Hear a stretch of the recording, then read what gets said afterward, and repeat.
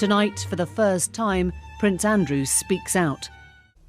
I don't know why I've collected that title, because I never have really partied, and I've never really felt the need to go and party. Am I right in thinking you threw a birthday party for Epstein's girlfriend, Ghislaine Maxwell, at Sandringham? No, it was a shooting weekend. A shooting weekend? Just a straightforward shooting weekend. Why? Why were you staying with a convicted sex offender? Right, because this was serious, and I felt that doing it over the telephone was the chicken's way of doing it. I had to go and see him and talk to him. Oh, in 2010, that certainly wasn't a party to celebrate his release in December, because it was a small dinner party. There were only 8 or 10 of us, I think, at the dinner. But you were staying at the house of Yes. a convicted sex offender. It was a convenient place to stay, and I admit fully that my judgment was probably coloured by my tendency to be too honourable. Okay. And your strengths? But that definitely wasn't you getting a foot massage from a Russian girl in Jeffrey Epstein's house. No. No thanks. I don't want to be part of your sex festival. It might seem a funny way to break off a friendship, a 4-day house party of sorts with a dinner. It's an odd way to break up a friendship. It's a difficult way of putting it. That's a very stark way of putting it. Yes, you're absolutely right. She says she met you in 2001. She dined with you. She danced with you. You bought her drinks. You were in Tramp nightclub in London. And she went on to have sex with you in a house in Belgravia belonging to Ghislaine Maxwell. Didn't happen. There are a number of things that are wrong with that story. One of which is that I don't know where the bar is in Tramps. I don't drink. I don't think I've ever bought a drink in Tramps whenever I was there. You know that you were at home with the children. Was it a memorable night? On that particular day that we now understand is the date, which is the 10th of March, I was at home. I was with the children. I'd taken Beatrice to a Pizza Express in Woking for a party at I suppose sort of 4 or 5 in the afternoon. Why would you remember that so specifically? Why would you remember a Pizza Express birthday and being at home? Because going to Pizza Express in Woking is an unusual thing for me to do. A very unusual thing for me to do. I've only been through Woking a couple of times, and I remember it weirdly distinctly. But as soon as somebody reminded me of it, I went, oh yes, I remember that.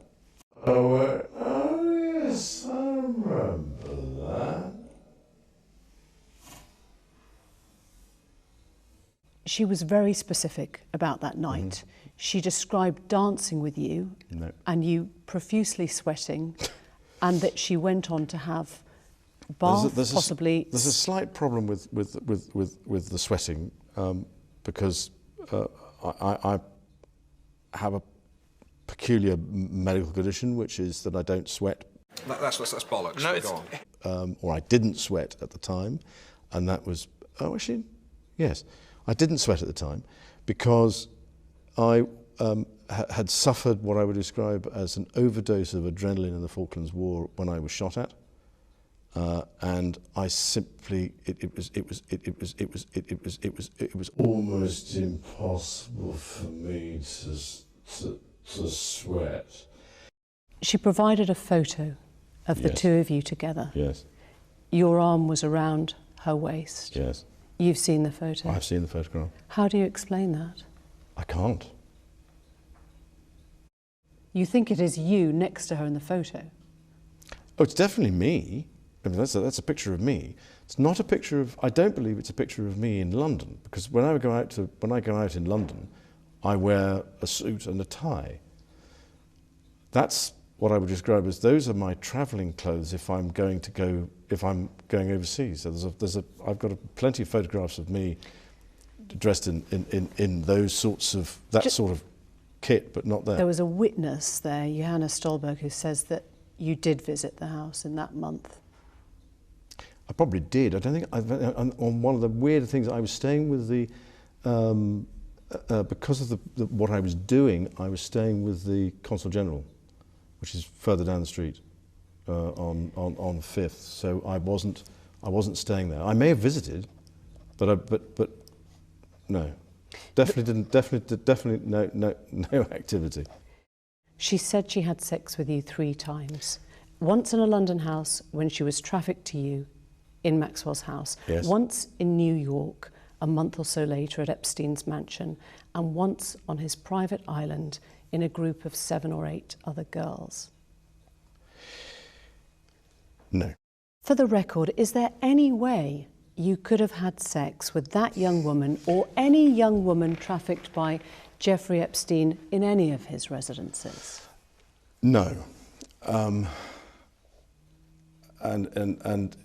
without putting too fine a point on it, if you're a man, it is a positive act to have sex with somebody.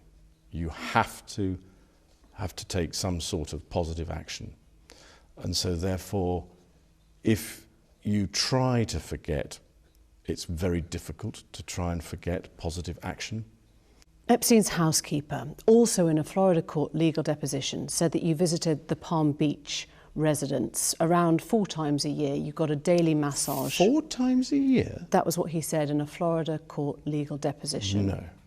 I'm just wondering, when you look back now, is there a chance that those massages might have been the services of someone who was being sexually exploited or trafficked by Epstein?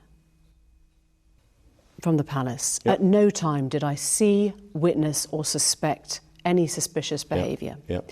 Virginia Roberts' legal team says you could not spend time around Epstein and not know what was going on.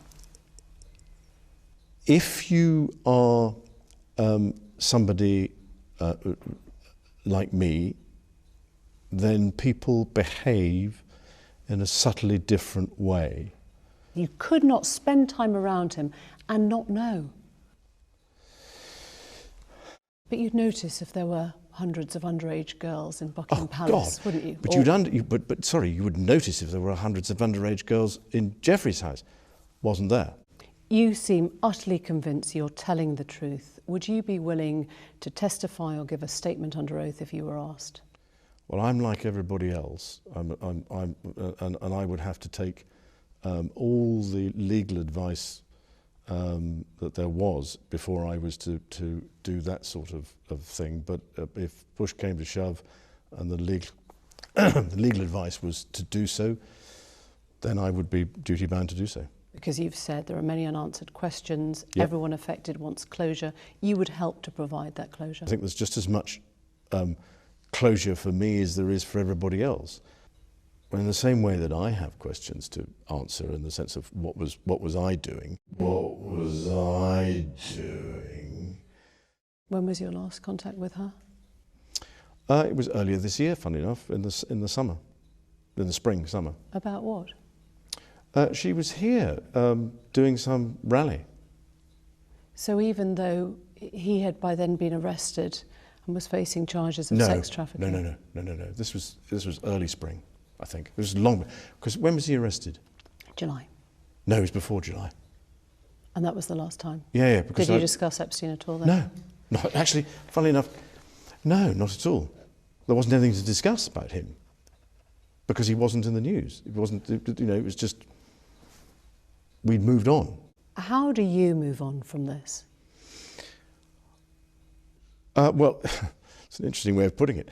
I'm carrying on with what I do. I have a number of things that I have been doing since 2011. We've got 500,000, or just over 500,000 young people who are using the service, and I'm trying to think what else we've got, but it's well. Strings to Brent's bow. A, philanthropist. I know we have to bring this to a No, close because we're running out of time.